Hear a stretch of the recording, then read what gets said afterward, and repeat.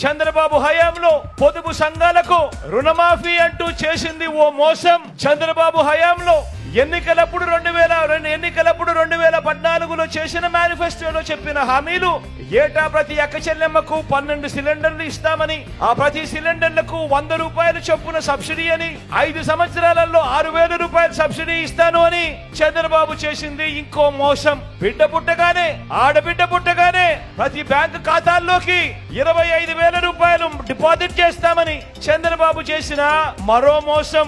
గర్భిణీలకు 10,000 రూపాయలు ఇస్తాను అని తాను చేసిన ఇంకో మోసం. బడి పిల్లలకు ఇస్తానన్న సైకిల్ మరో మోసం. అక్క చెల్లెమ్మలకు ఇస్తానన్న సెల్ ఫోన్లు ఇంకో మోసం. చంద్రబాబు హయామంతా కూడా ఆయన 2014లో మేనిఫెస్టోలో చెప్పిందేమిటి, ఆయన చేసిందేమిటి అని చూస్తే చంద్రబాబు 5 సంవత్సరాల పాలనంతా కూడా మోసం మోసం మోసం మోసం మోసం, దగా దగా దగా దగా దగా.